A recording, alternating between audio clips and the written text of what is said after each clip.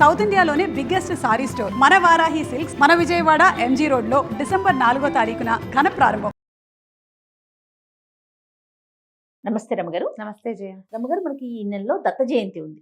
దత్త జయంతి యొక్క విశిష్టత, ఆ రోజు మనం ప్రత్యేకమైన ఏమైనా పూజ చేయాల్సిన, అంటే ఇంట్లో చేసుకునే పూజ కాకుండా దత్తుడికి ఏదైనా మనం ప్రత్యేకమైన పూజ విధానం ఫాలో అవుతామా? దత్తాత్రేయ జయంతి అవునండి. మార్గశిర పౌర్ణమి. మార్గశిర పౌర్ణమి ఈసారి గురువారం కూడా వచ్చింది. అవును, గురువారం దత్త జయంతి వస్తే మరీ విశేషం.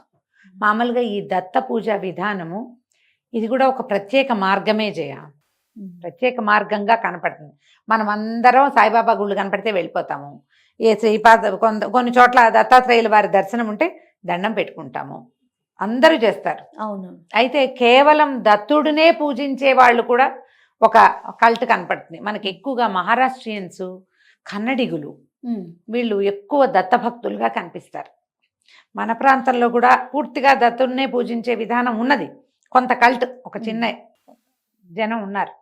వీళ్ళు గురు చరిత్ర, దత్తాత్రేయ చరిత్ర, శ్రీపాద శ్రీవల్లభ చరితామృతము వీటిని ఫాలో అవుతారు. శ్రీపాద శ్రీవల్లభ చరితామృతం నేను కూడా చెప్పేగా నీకు. అవునండి. గురువారం పారాయణ చేసుకోవచ్చు అని. ఏమిటంటే గురువు యొక్క పూజా విధానం ఇది. దత్తాత్రేయుల వారు ముగ్గురు త్రిమూర్తుల యొక్క అంశతోటి జన్మించారని చెప్తారు.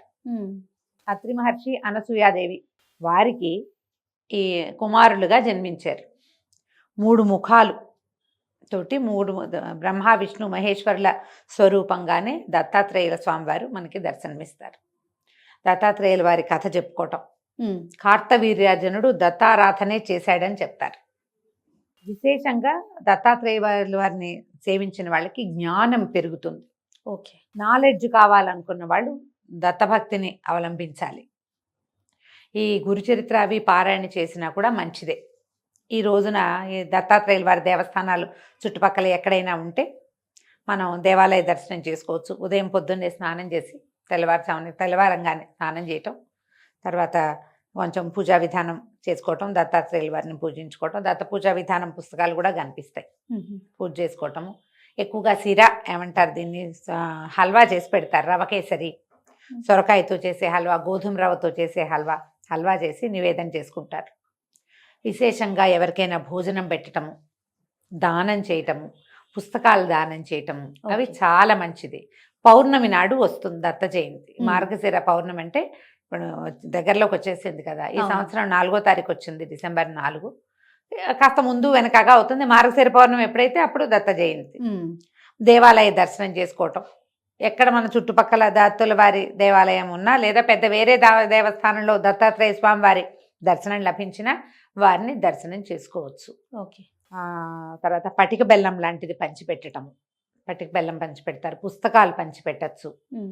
ఏదైనా గురుచరిత్ర లాంటిది పారాయణ చేసుకోవచ్చు. గురుచరిత్ర పుస్తకాలు కూడా ఎవరికైనా ఇవ్వచ్చు ఈ రోజున.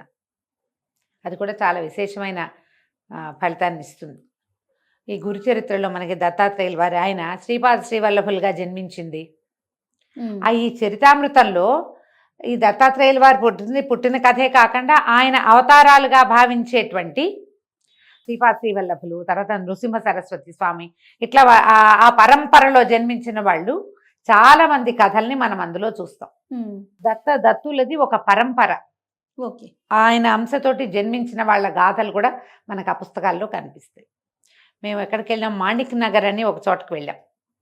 ఈ మహారాష్ట్ర బార్డర్స్ అక్కడ, అది కూడా దత్త సంప్రదాయమే. తర్వాత అక్కల్కోట్ ఒకటి వెళ్ళాం, గాణ్గాపూర్ వెళ్తారు.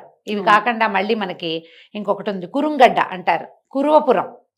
ఇవన్నీ కూడా దత్త సాంప్రదాయాన్ని అనుసరించే దేవస్థానాలు మనకి మన ప్రాంతాల్లో కనపడేవి. తర్వాత ఏమో పీఠికాపురంలో కూడా దత్తాత్రేయ స్వామి వారిది దేవాలయం. శ్రీపాద శ్రీవల్లభులు అక్కడ జన్మించారు. ఓకే. మనకి పురుహూతికాదేవి కుకుటేశ్వర స్వామి దేవస్థానం ఉందా, అక్కడే మనకి దత్తాత్రేయ దర్శనం కూడా లభిస్తుంది. శ్రీపాద శ్రీవల్లభులు అక్కడ దర్శనం ఇస్తారు.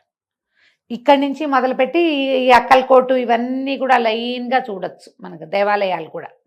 ఏదైనా ఒక సందర్భం కుదిరినప్పుడు అలాంటి చోటకు వెళ్తే మంచిది. పైగా ఈసారి ఏమైందంటే గురువారం రావటం వల్ల ఇది మరింత విశేషంగా కనపడుతుంది. ఔదుంబర వృక్షమే ప్రత్యేకమైన పూజా విధానంగా చెప్తారు. ఔదుంబరం అంటే ఏమని చెప్పాలి, మన మేడి చెట్టు అంటాం కదా. ఈ మేడి చెట్టులో దత్తాత్రేయుల వారు నివసిస్తారని ఒక ప్రఖ్యాతి. ఆ చెట్టును కొట్టకూడదు, దేవతా వృక్షంగా భావిస్తారు. ఔదుంబర వృక్షానికి ప్రదక్షిణ చేసిన, ఆ చెట్టు కింద కూర్చుని జపం కానీ ధ్యానం కానీ చేసుకున్న విశేషమైన ఫలితం లభిస్తుంది. మనకి ఈ దత్తక్షేత్రాలన్నిట్లలోనూ ఈ ఔదుంబరాలు కనపడతాయి విశేషంగా. అవును. స్వామివారు దాని మూలంలో నివసిస్తారని చెప్తారు. ఆ చెట్టును కొట్టకూడదు, దండం పెట్టుకోవటమే. ఎక్కడైనా మేడి చెట్టు కనపడితే దానికి నమస్కారం చేయాలి. అదొక ప్రత్యేకమైన వృక్షంగా చెప్తారు. వీరికి ఆవాస స్థానంగా ఉంటుందన్నమాట. మనం రావి చెట్టు ఎట్లా దేవాలయాల్లో చూస్తాం, అవునండి, అవును. అట్లా దత్తక్షేత్రాల్లో ఈ మేడి చెట్టు కనపడుతుంది అనమాట. విశాలమైన పెద్ద పెద్ద పెద్ద శాఖలు కలిగిన చెట్టును అసలు వాళ్ళ చెట్టు కొట్టరు. దాన్ని అవకాశం ఉన్న వాళ్ళు మనకు చుట్టుపక్కల ఎక్కడైనా ఉంటే ఆ ఔదుంబరం కూడా కనిపిస్తే నమస్కారం చేసుకోవచ్చు. మా ఫ్రెండ్ ఒకరి ఇంట్లో చూశాను నేను, ఆవిడ ఈ మేడి చెట్టుని చిన్నది బోన్సాయి తెచ్చుకున్నారు.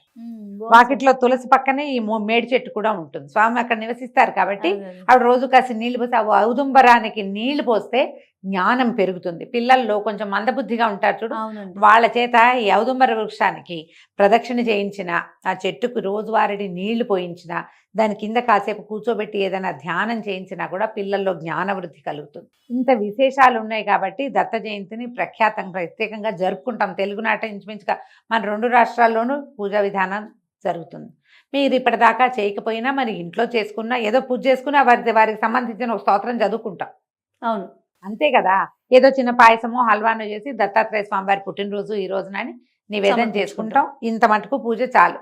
కుదిరితే ఏదైనా దేవాలయ దర్శనం చేయండి, అది కూడా మరింత మంచిది. దీంతో పాటు ప్లస్ నేనేమనుకుంటానంటే, ఇలా ప్రత్యేకమైన రోజు కాబట్టి ఈ గురు చరిత్ర ఇవి ఉన్నాయి కదా, స్వామి దత్తాత్రేయుల వారి చరిత్రలు చెప్పే పుస్తకాలు చాలా ఉన్నాయి.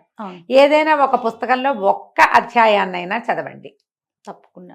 దానివల్ల ఏంటంటే ఈ పవిత్రమైన పౌర్ణమి నాడు విశేషమైన ఫలితం లభిస్తుంది. మామూలుగా మనం పౌర్ణమి ఏం చేస్తాం, సాయంకాలం లలితారాధన అలా చేసుకుంటాం. ఇది మార్గశిర మాసం కాబట్టి సాయంకాలం విష్ణు సహస్రనామ పారాయణ చేయండి, మంచిది. లలితా సహస్రనామం కూడా చేసుకుంటాము అంటే సహస్రనామం కూడా చక్కగా చేసుకోవచ్చు. చిన్న వెండి పాత్రలో పాయసం చేసి వెండి పాత్రలో పెట్టి చంద్రబింబం ఎక్కడ మనకి కనపడుతుందో వెన్నెట్లో కూర్చుని ఆ పళ్ళేని అక్కడ పెట్టుకుని, ఆ వెండి గిన్నెని పారాయణ చేసుకుని, ఆ చంద్రబింబంలో లలిత అమ్మవారిని భావించి ఈ పాయసాన్ని నివేదన చేస్తే ఆ చంద్రకాంతి పడినటువంటి క్షీరాన్నానికి ఔషధ గుణం పెరుగుతుందని, ఫలితం లభిస్తుందని చెప్తారు. దీనివల్ల చిత్తశాంతి, మానసిక నైర్మల్యం, మనసు ప్రశాంతంగా అవటం అలాంటివి జరుగుతాయి. మేము ఈ అవకాశాన్ని బట్టి ఏ ఆరాధన కుదిరితే అది చేసుకోండి. నమస్తే. నమస్తే.